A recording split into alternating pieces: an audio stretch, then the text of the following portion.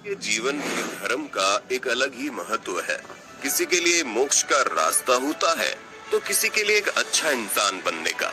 दुनिया में आज के समय में कुल 4300 धर्म है, लेकिन इन्हीं धर्मों में अगर कुछ टॉप के धर्मों को देखें तो इस्लाम विश्व का दूसरा सबसे बड़ा धर्म है, जिसने 7वीं सदी में जब अपने पैर पसारने शुरू किए तो दुनिया के बहुत से लोग इस धर्म से प्रभावित हुए। लेकिन इस धर्म को इतना बड़ा करने और इसे एक बेहतर धर्म बनाने का काम जिस इंसान ने किया, उसकी कहानी भी अपने आप में बहुत रोचक है। आज के वीडियो में हम आपको उसी मोहम्मद साहब के बारे में बताने जा रहे हैं।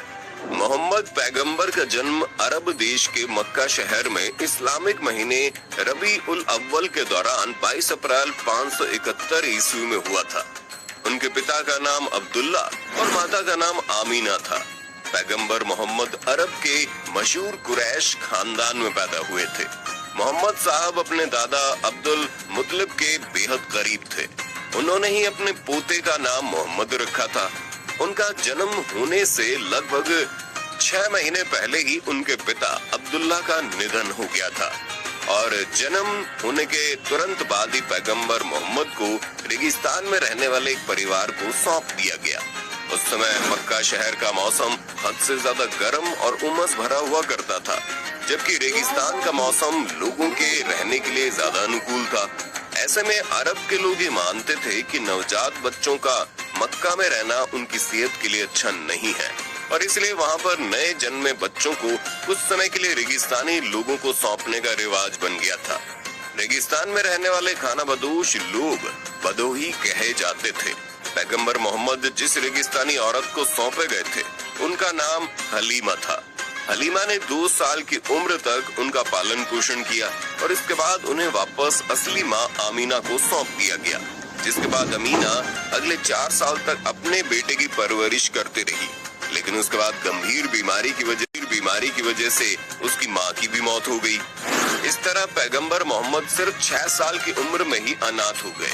माता पिता दोनों की ही मौत हो जाने की वजह से मोहम्मद के पालन पोषण की जिम्मेदारी उनके दादा अब्दुल पर आ गई थी। लेकिन 2 साल के बाद उनका भी देहांत हो गया। दादा के गुजर जाने के बाद उनकी परवरिश की जिम्मेदारी उनके चाचा अबू तालिब ने अपने कंधों पर ली। पैगंबर मोहम्मद बचपन से ही काफी मेहनती थे, जिसके चलते उन्होंने बहुत कम उम्र में अपने चाचा के काम में हाथ बटाना शुरू कर दिया था और सिर्फ 9 साल की उम्र से व्यापार सीखने के लिए अपने चाचा के साथ सीरिया व्यापारिक सफर पर भी जाने लगे थे। सीरिया के ही एक सफर के दौरान पैगंबर मोहम्मद की मुलाकात ईसाई धर्म के एक विद्वान से हुई, जिसका नाम बायरा था। उस विद्वान ने भविष्यवाणी करते हुए उनके चाचा से ये कहा था कि ये लड़का आगे जाकर बहुत महान काम करेगा।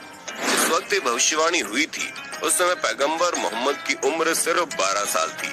बताया जाता है कि उस जमाने में अरब के लोग अपने फरीबी के लिए मशहूर हुआ करते थे, लेकिन इसके उलट पैगंबर मोहम्मद शुरुआत से ही बेहद ईमानदार और सच बोलने वाला इंसान थे।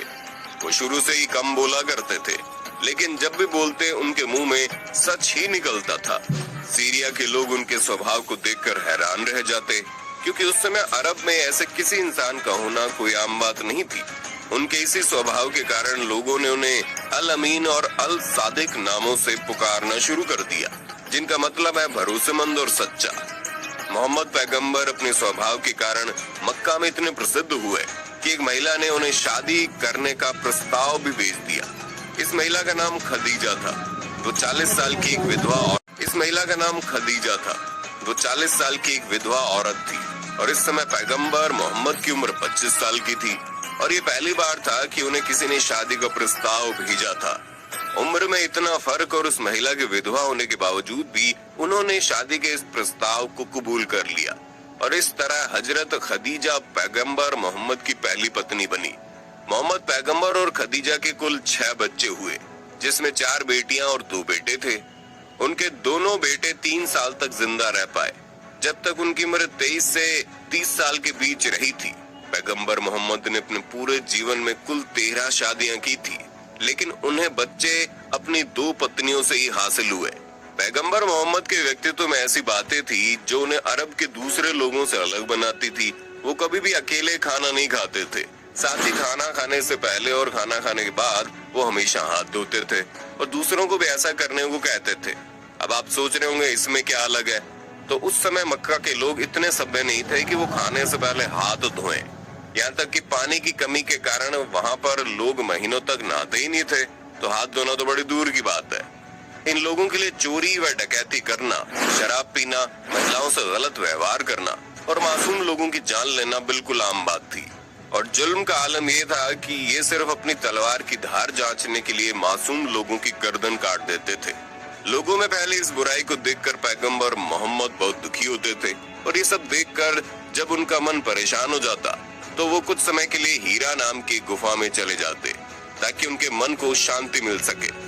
इस्लामी परंपराओं में माना जाता है कि साल 610 ईस्वी के दौरान पैगंबर मोहम्मद इस गुफा में गए तो जन्नत के दूत जिब्रील उनसे रूबरू हुए। जिब्रील ने उन्हें कुरान की कुछ आयतें पढ़कर सुनाई और कहा उनके पीछे पीछे इन शब्दों को याद करें। इसके बाद मोहम्मद पैगंबर ने जिब्रील के साथ साथ आयतें पढ़ी। इसके बाद जिब्रील ने मोहम्मद से कहा कि जाओ और लोगों को कुरान की शिक्षा दो, क्योंकि अल्लाह ने तुम्हें अपना आखिरी नबी चुना है। जिसे अगर आसान भाषा में समझें तो जिब्रील ने पैगंबर मोहम्मद से कहा कि अल्लाह ने तुम्हें अपना लास्ट मैसेंजर गॉड चुना है। उस समय जब उनकी उम्र 40 साल थी। इसके बाद मोहम्मद पैगंबर खुद को नबी चुने जाने की बात सुनकर काफी परेशान और बेचैन हो गए थे।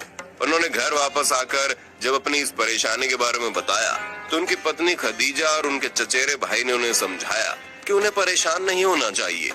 अगर अल्लाह ने खुद उन्हें चुना है तो उन्हें अल्लाह की बात मानकर इस्लाम को आगे बढ़ाने का काम करना चाहिए।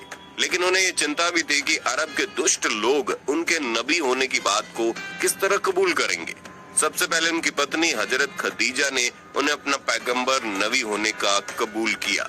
इसके बाद इनके करीबी दोस्त और उनकी गोद लिए बेटे ने उन्हें अपना पैगंबर कबूल किया। 3 साल तक ये इसी तरह लोगों को कुरान और इस्लाम सिखाते रहे और उन्होंने 613 ईस्वी में पहली बार आम लोगों को कुरान की शिक्षाएं देना शुरू किया।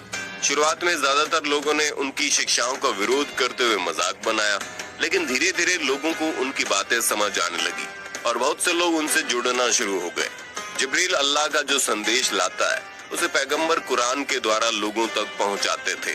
610 ईस्वी से अगले 23 साल तक जिब्रील ये संदेश पैगंबर तक पहुंचाता रहा, जिसका मतलब ये था कि मोहम्मद पैगंबर ने जो कुछ कुरान लिखा था वो सारे संदेश जिब्रील के द्वारा अल्लाह भेजते थे और इसी तरह पैगंबर लगातार अल्लाह का संदेश लोगों तक पहुंचाते रहे।